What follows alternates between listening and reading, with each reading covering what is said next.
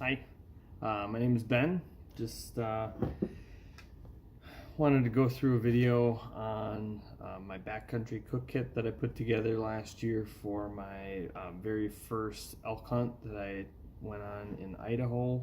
Myself, my uncle, and a friend of mine, Nick, we went to Idaho. It's my uncle's probably 50th hunt out west, and Nick and my first. Um, uh, just wanted to go over the cook kit that I put together for that hunt. I did a lot of research due to the fact that I had to buy quite a bit of gear, being that it was my first Western hunt. I don't have the funds to spend, buy the best of every single echelon of gear. I wanted to stick the money that I had into really important gear, and then be thrifty on the gear that I could kind of afford to be thrifty on. So, for example, I did buy a really nice Mystery Ranch pack, although it was used, so I did get it about 50% off list price. But, so that was an example of someplace where I did invest some money. And then the cook kit, I think I'm into this whole cook kit for under $40. And so, whereas you can spend almost 200 on a decent a really nice cook kit. So I'm sure there's a lot of different permutations that you could do out there and end up with a similar quality, or maybe even better quality than what I have here, but I'm very happy with how this performed. Was able to cook several meals in the woods while elk hunting, plus heating up water to make instant coffee, like the Starbucks Via packets, which those work very well for coffee in the woods, by the way. I'll definitely keep using those. So in any case, let's get at it. First thing I have here, this is the actual pot. And this is how I carry everything in the lid of my Mystery Ranch pack. This pot I got on eBay. It's a 650 milliliter Lixada titanium cook pot. Like I said, I got that on eBay. They have several sizes. I got the 650 milliliter because that was pretty much perfect for the amount of water that would go into a mountain house. So that's why I got that. Now, I didn't end up eating mountain house while I was out there. We made our own dehydrated freezer bag meals, and those worked out really well.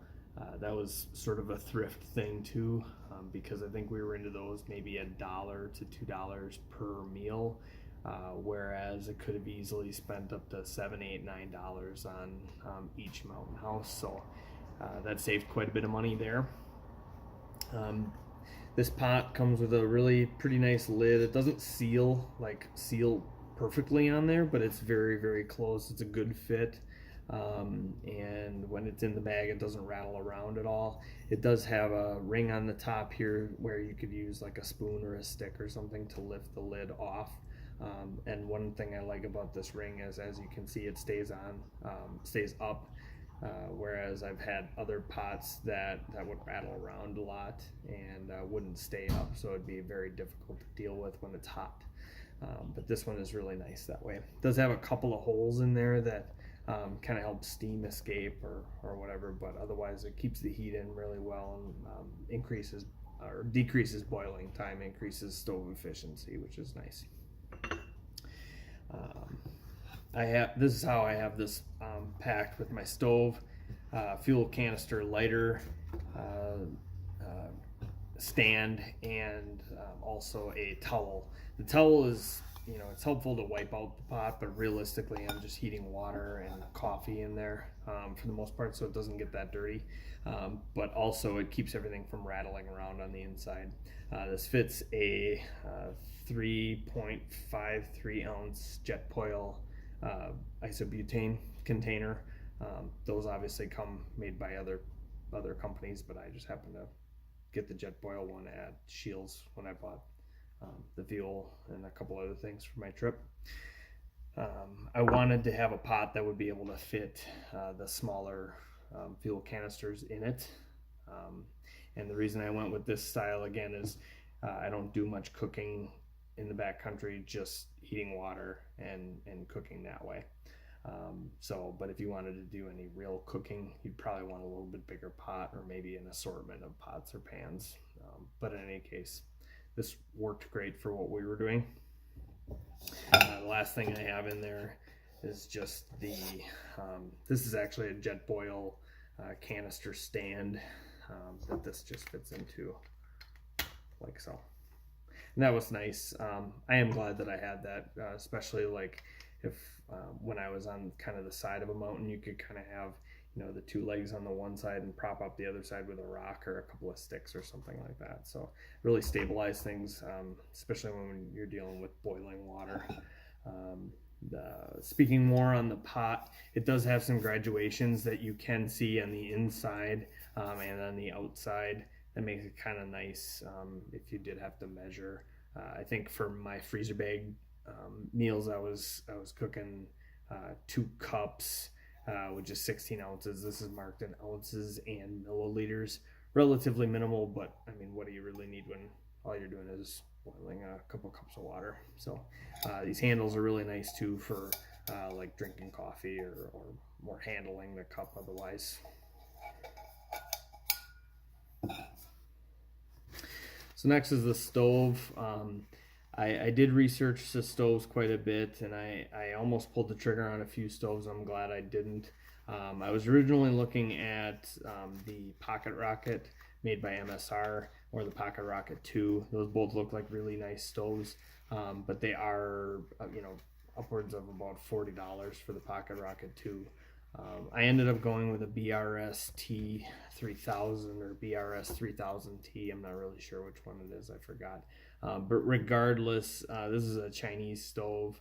I've seen other reviews on it, and actually I saw an article after I already bought the stove that Brady Miller, who's a big name in the backpack hunting community, he actually was a proponent of these stoves, although the last year I think he went stoveless. But regardless, very light stove. As you can see, it's very small, packs in a very small bag. It weighs about 1.5 ounces. I don't remember the weight on my pot, but I can put that in the video description. This thing, it's pretty basic. It throws a pretty good flame, which I can demonstrate for you here. Just screws on the top of the gas canister like so. I have heard of people having failures with the O-ring in there. I'm guessing they're just over tightening it, or otherwise doing something wrong there. But regardless, I haven't had any issues, and I've had this stove for a couple of years now. I actually bought it over a year early for my hunt because I did want to try out some of my gear before I was relying on it in Idaho. So basically, to turn this on, you just turn the regulator like so. You hear the gas. Throws a pretty good flame.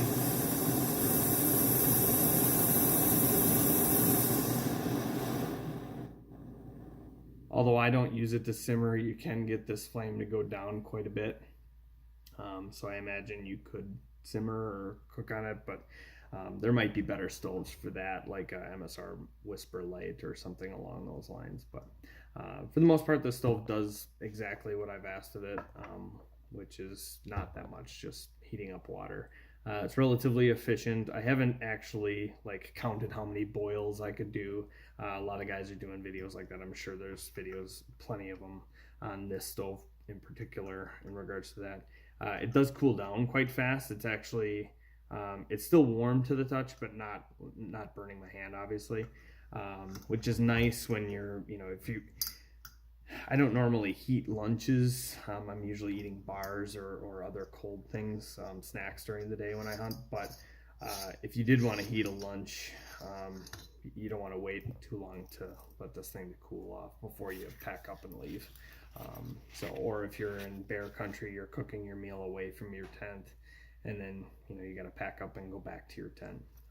It would kind of stink to sit there for a while to wait for your stove to cool. Although you could eat your meal while you're waiting.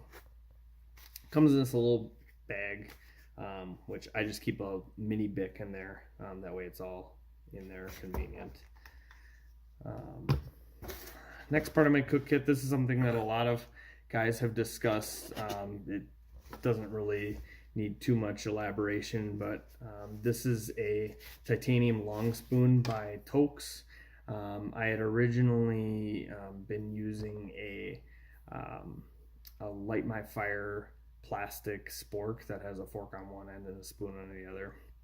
I don't really feel like you need a fork when you're in the backcountry. I mean, if you did feel like you needed a fork, like to actually skewer something, you could use your knife. You could use a sharpened stick. You know, your fingers. You don't really need forks generally. You already have a knife, so you don't need the little knife thing on the edge of the spork. And so, but what is nice about the long spoon is when you're digging in the bottom of a mountain house, you're not getting your knuckles all full of cheese or potatoes or whatever. Sound like kind of a wuss when you say it that way, but that's the benefit of the long spoon. I would buy this again. This wasn't that expensive. I think it was like $10 or $12. I don't think it said the price of the stove or the pot, but the stove, I think that was $17 on Amazon. And the Luxada pot, like I said, that comes in multiple sizes. Those can be found on eBay for in the $17 to $24 range, depending upon what size you get. I got kind of in the middle size range there. If you were going to be cooking for multiple people, maybe you'd want a bigger pot, but it doesn't take that long to heat the water. And the way that I did the freezer bag cooking, I mean, you need to let the water steep inside of the freezer bag for several minutes anyway, so it's not that big of a deal if you're heating water for multiple people to, you know, boil one pot of water, pour it in, boil another pot of water, pour it in. You know, it's just not that big of a deal at the end of the day. The last part of my cook kit that I want to talk about is this Optimus Heat Cozy. I found this on eBay, or I'm sorry, I'm sure they're on eBay, but I found this one on Amazon. This is actually designed to fit around a pot like this, but maybe a little bit larger. That comes in the Optimus Crux Light cook kit. That actually looks like a really nice cook kit. I wouldn't mind getting my hands on it, but for the price, that's not that expensive. But my kit was a lot cheaper, and for my purposes, just as good. But this thing is really nice when you're doing the freezer bag cooking. I was going to make my own cozy out of some Reflectix or like a bubble mailer or something, you know, duct tape or whatever. But honestly, this thing was under $10, I believe, when I bought it on Amazon. And it's really nice. It's neoprene. It insulates very well. You can hang on to the bag even though it's got boiling water in it, and it's really nice. I think it helps you rehydrate your food a lot better than just pouring it in a bag and letting it sit without any insulation.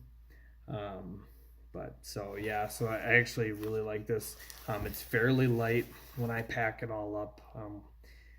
It kind of just wraps around it and goes into my the lid on my Mystery Ranch pack. So that's my backcountry cooking kit.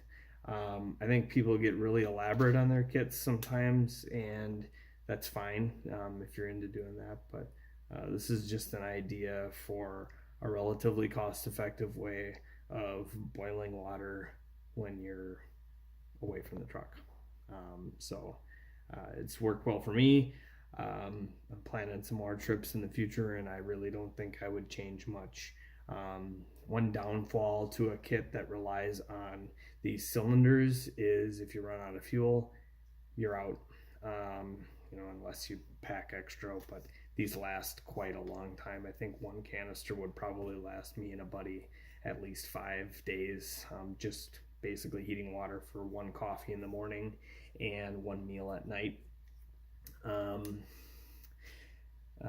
If you're flying, you can't fly with these canisters, so that's really not that big of a deal for me because most of my planned hunting destinations are in areas where I would be flying to a pretty well populated town, and then driving from there, easy enough to stop by Walmart or any sporting goods store in those destination areas are going to have these. So that's not that big of a deal. But if I was going someplace where I didn't think that was going to be a problem, rural Alaska or something like that, there are other stove options that I would probably look for. Again, I mentioned the MSR Whisper Light earlier. That would probably be the stove that I would go with on that type of a situation. But for what I do and what I plan to do in the future, this is a really good option. So like the video. This is my first YouTube video, so I don't have the greatest studio situation here, but just plan on doing a couple of videos here and there as I see fit, just highlighting some of these things that I do some research on, and it feels like a waste to only do the research for myself. May as well share it. So thank you very much. Have a good day.